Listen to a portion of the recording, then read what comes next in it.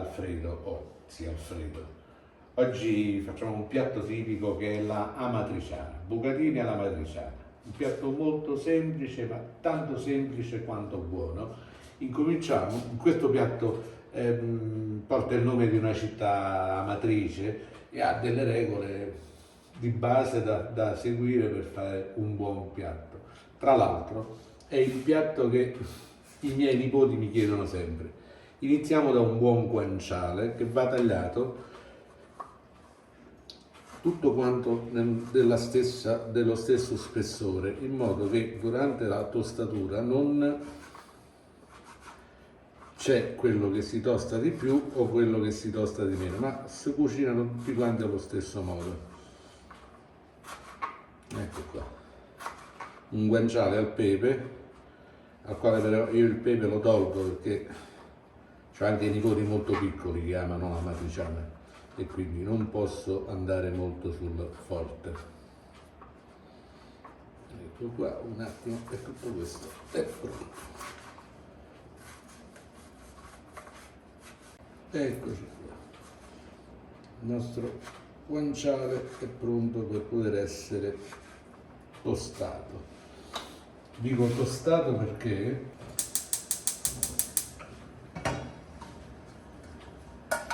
lui va in pentola, su una padella o una pentola antiaderente, quando la pentola è calda, senza olio, perché deve sciogliere del suo grasso lentamente. Mettiamo la pentola calda in modo che salta subito e non si attacca.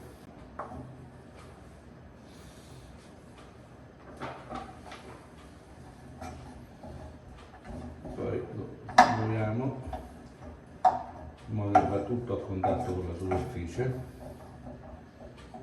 e inizia a sciogliere il grasso, che è poi quello che dà il condimento a tutto il sugo. Così, e piano piano deve rosolare.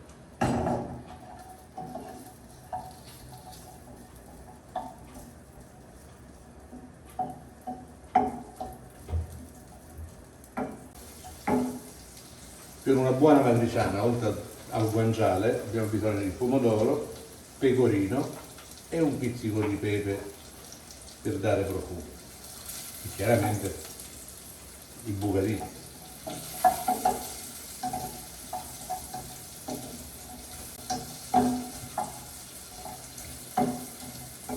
Tra l'altro questa è proprio la pasta preferita dai miei nipoti perché è molto saporita e non è eccessivamente piccante, in quanto il pepe io lo tolgo quasi tutto, eppure perché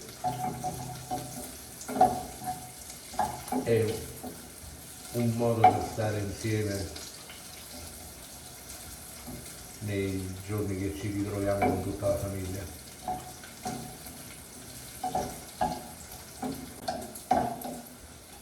Ok, sta tostandosi e già ha tirato fuori anche la parte di grasso sciolta che poi serve a dare sapore al sugo.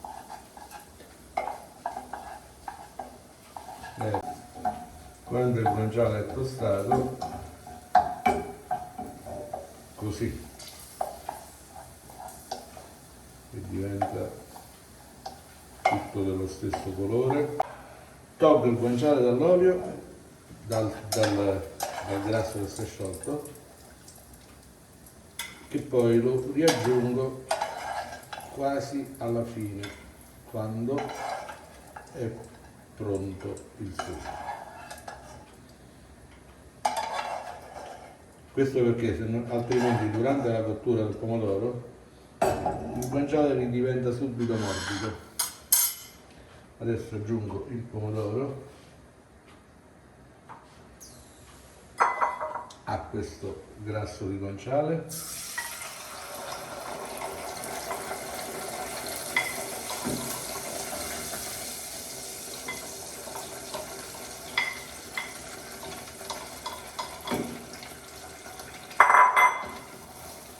Aggiungo acqua l'acqua.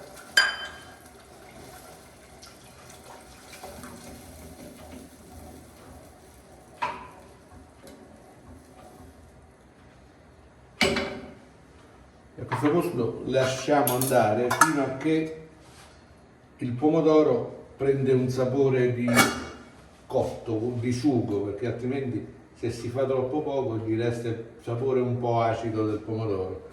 E forse è questa la cosa che piace di più ai miei nipoti, che faccio maturare il sugo. Nel frattempo facciamo partire l'acqua per cuocere i bucatini.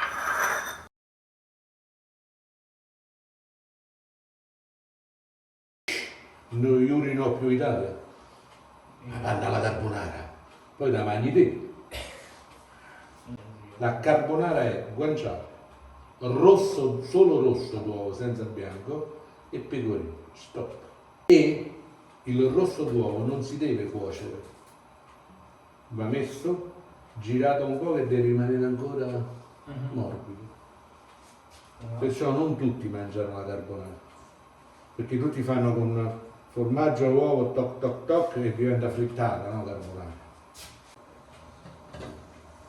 E quest'acqua ancora non vuole. Quest'acqua mi sta uccidendo. Controlliamo il nostro sugo ed è giusto arrivato al punto di essere completato. Aggiungiamo il guanciale.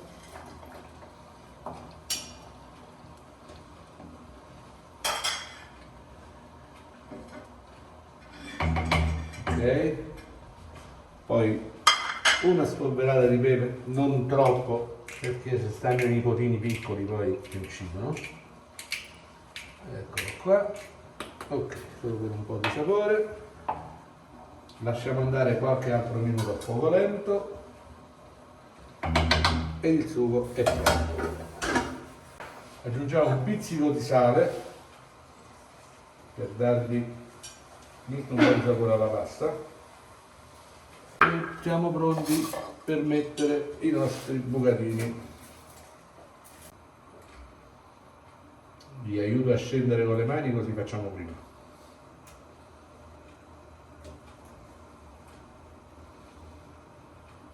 Eccoli qua.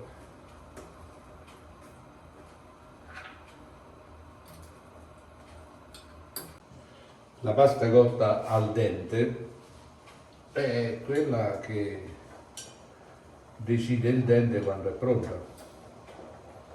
Quindi una pasta cotta al dente va assaggiata con il dente.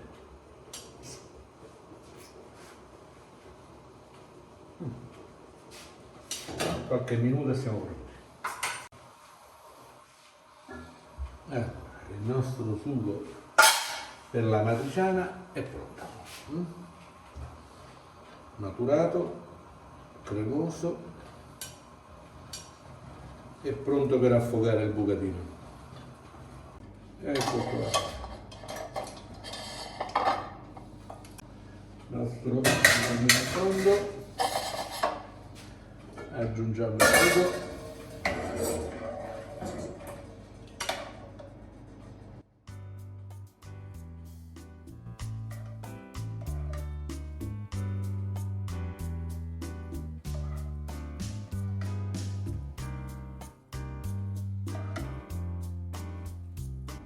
Mescoliamo un attimo per vedere se basta.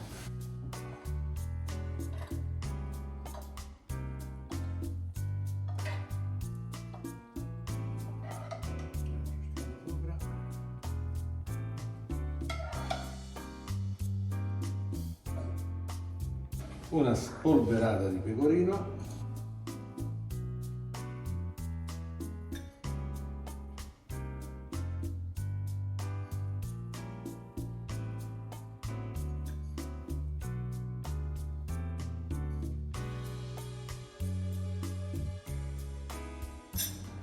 Ed ecco qua. Buon appetito con i bucatini alla matriciana.